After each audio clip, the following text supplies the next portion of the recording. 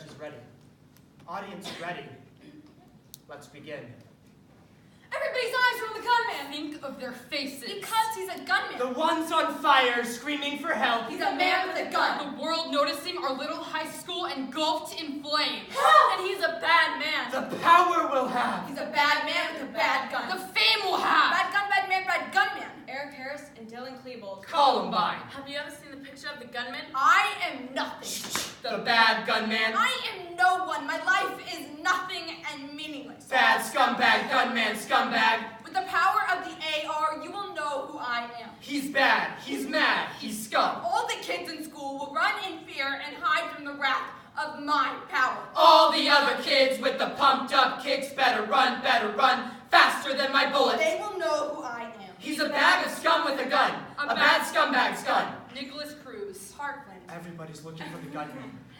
I would exact my revenge in the most catastrophic way possible. Yes, good. Don't take your eyes off the At gunman. least then I can die about the injustice that has been dealt to me. The bad gunman, the bad scumbag gunman.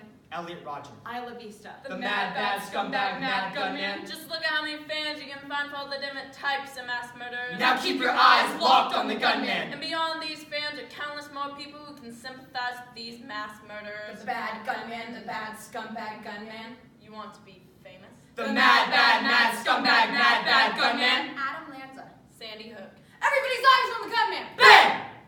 Since 1966, when a student took up a sniper rifle and fired down on passersby from the observation deck of a clock tower at the University of Texas, 1,102 people have been killed in shootings that resulted in the death of 4 or more individuals. In 2017, every time I saw our flag flying above the walls of our school, every time it seemed like that flag was hung at half-mast. We are becoming complacent. Danny Brady, senior. Jessica Whitehead, junior. Sadie Murphy, Jr. Aryanna Lundgren, senior. Zoe Whitehead, freshman. Half-Mast is compiled using excerpts taken from the poems Gunman by Eleanor Buchanan. What a World by Samar Solomon. And the manifestos of several mass shooters. As well as various news articles from sources including the Huffington Post, the New York Times, and Anchorage Daily News. We use fallacies to excuse any action. Found in the hallway. Found in the library. Found on the stairwell. Found in the bathroom. Well, chaos consumes us. Shot twice, found dead. Shot once, died in transit. Shot 3 times, pronounced dead. Shot 7 times, found dead. Where did the bad men get their bad guns? What? Where did the scumbag gunmen get their scumbag men guns? What? Where did the bad gunmen come from? Ugh! After each shooting, we are treated to a familiar loop. We need to increase the age of gun buyers to 21. So many signs that the Florida shooter was mentally disturbed. 70s rock husband, Ted Nugent. If it was up to me, if you utter the word gun control, we put you in jail. Cat scratch fever! Fox News devotes wall-to-wall coverage of the incident? If it can be tied to someone with dark skin. And we all make sure our friends on Facebook and Twitter know us. Thoughts and prayers Are with the victims And their families. It's really hard to talk about guns and gun violence, primarily due to the fact that the NRA has spent an insane amount of money on bumper sticker slogans. World peace. Through military victory. Guns don't kill people. Gorillas with guns do. Whoa, whoa, whoa! Gun prohibitionists often take leave of their senses and attack decent, law-abiding gun owners. If you continue to vote Republican, you tacitly support the murder of children. Hashtag Parkland. Hashtag repeal the second. Here's Joe Scarborough. Donald Trump has proven to be a coward. He's proven to be a small man. A small man with small hands. A small gun. A small gunman. Stop. In the name of guns, before you shoot someone. Pick it up.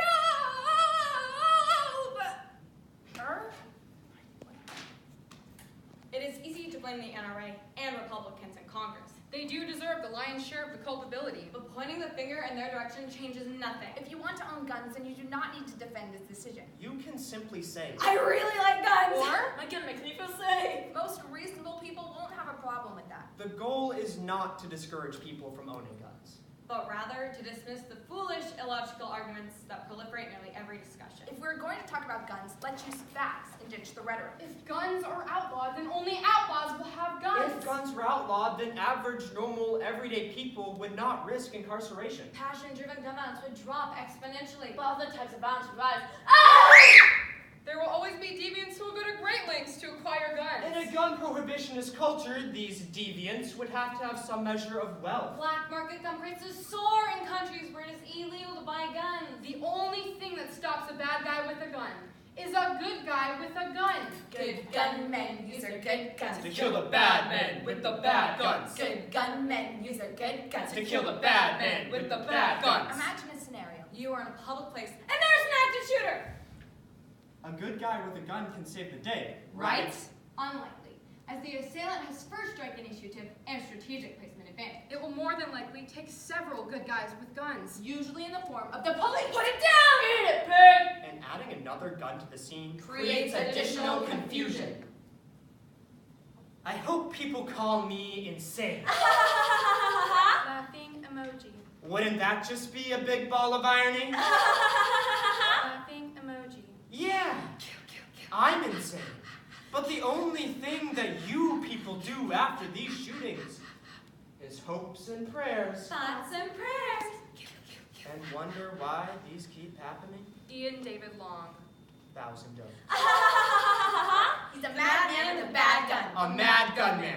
I'm here at the scene of tomorrow's shooting where a 15-year-old will kill 4 children, 2 adults, and then turn the gun on himself. When the shooting starts happening tomorrow, first I'll probably just think, firecrackers? A car backfiring. Or something. He told some of us that his dad kept a gun in his closet. And he always talked about using it on, you know, the people that bully him. Tomorrow I'll probably say, I wish I told someone. You know, after the shooting, we're gonna feel pretty bad about picking on him, but until then, he'll probably just keep doing it because He's pretty weird. Tomorrow I'll probably point out that something seemed off with him since the beginning of the school year. And I'm now joined by the officer who will be the first responder tomorrow and the mother of one of the students. What additional details can you share with us? Well, someone is expected to tell us after the shooting that the shooter has been posting about doing this on social media for weeks. So how will you explain the shooting to your daughter? Actually, I won't get to explain it to her because she won't make it. This is Christine Lynn reporting from the scene of another shooting we'll say we never saw coming. The people united We'll never be divided! The people united will never be divided! The people united will never be divided! Some students, far from experiencing a numbing effect, have come to exhibit this kind of anxious hypervigilance in response to the situation. I just feel like if something happens over and over again, people start to get sick of it. So it's not so much of, oh, another shooting, no one cares. It's more of people saying, Enough already! Others have become progressively less shocked by the violence because of how commonplace it has become. in my opinion, Americans take this information less heavily than they used to.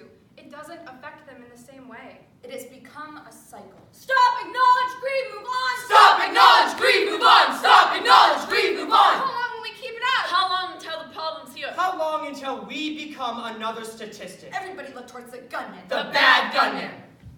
By destroying, we create. We create the feelings in you of what it's like to be the victim, what it's like to be destroyed. Because of your annihilations, we create and raise new breeds of children who will show you what you have done to us. Like Easter, it will be a day of rebirth. It will be the start of a revolution! He's coming for you. Swing you show. Virginia Tech. For the family of a mass shooter, there is no candlelight vigils, no outpouring of strength and solidarity from the surrounding community. There's only questions, all of them tinged with the underlying implication of blame. What did you do? What didn't you do? What should you have done? Sue Klebold. Mother of Dylan Klebold. Why her? Why him? Why them? Why me? Why anybody, Dylan? Simple math. My rifle holds 5 bullets.